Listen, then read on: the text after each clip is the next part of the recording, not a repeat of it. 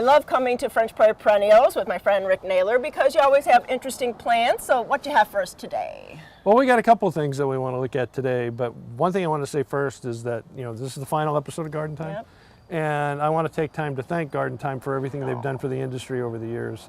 Not just from an educational standpoint, but from a small nursery and garden center standpoint. A lot of independent garden centers are family owned, we're small, we don't have the advertising budget. And they've given us a venue to let people know who we are, what we're all about, and that's a very important thing, so it's going to be sorely missed. And we love all you guys. It's been so much fun coming to meet with you all these years and just listen about plants and listen to all your songs, and just you and Carrie have just been great supporters of everything, so we appreciate you guys too. Well, the good news is there's a podcast. Yeah, definitely. It's going to be continuing, but that's more about that later. Oh, okay. Anyway, what we're going to talk about today are two things. We're going to talk about a Shiraswana maple called Moonrise. Whoa. And we carry a lot of specialty maples. This is one of my favorites, not just because of the color. The new growth will flush out red. The old growth will be kind of a combination of orange and almost like Arium, kind of a lime chartreuse color, over the summer. But the thing I like about it best is it handles the sun really, really well compared to other Shiraswanums or other Japanese maples. So it's not going to grow very fast. It will get anywhere from 8 to 15 feet, depending on where you have it planted and how much it likes the spot it's in. But so it can get fairly large, but it's a beautiful tree because in the spring it comes out all orange with the new red. Yeah, it's really, really, really vibrant. So great tree to have, particularly if you have a really sunny spot. Nice, nice. So, yeah, really it was striking as soon as we came in today. Right, yeah, no, I love that tree. And then look at this, you don't see variegated roadies too often. You don't. This is super flimmer.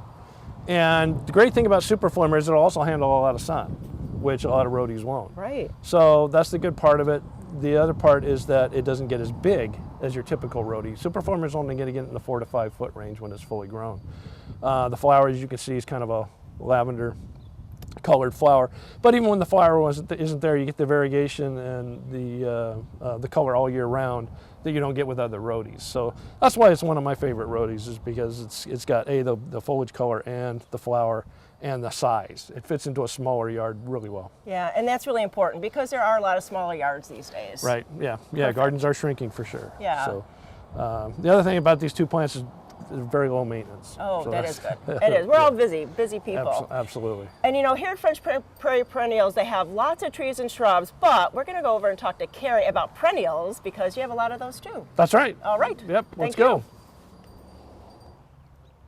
Now I'm with the other part of the team, Carrie Naylor. So Carrie, you have a ton of perennials here. I don't know if we're going to cover them all. Right. I think what I really want to talk about is design with perennials. All right. And the progression of color. A lot of people run out to the garden centers first thing in the season and they buy all the pretty little blooms in April and May.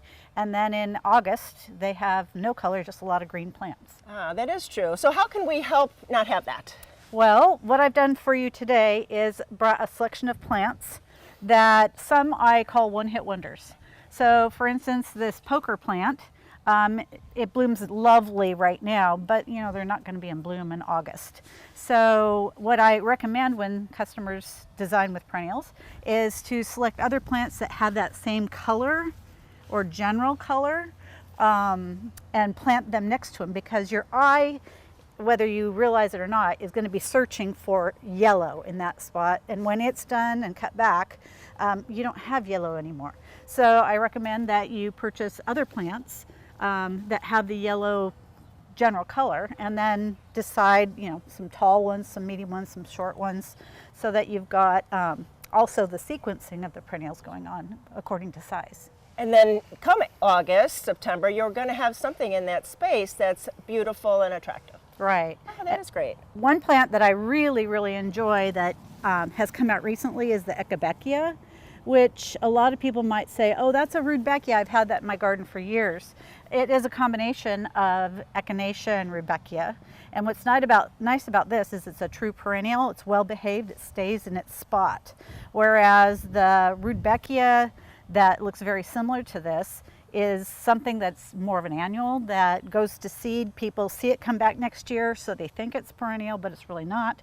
And the problem with that is it sows kind of everywhere in the garden. Oh yeah, you don't want that. Yeah. Well, I love that concept because here you have some pinks and burgundies, and you go from Gaura to Hebe Yeah. to what's down in the front. We have there? A penstemon down in the penstemon. front, which, you know, it kind of throws up blossoms. You cut it back, throws up blossoms, cut Right. it back.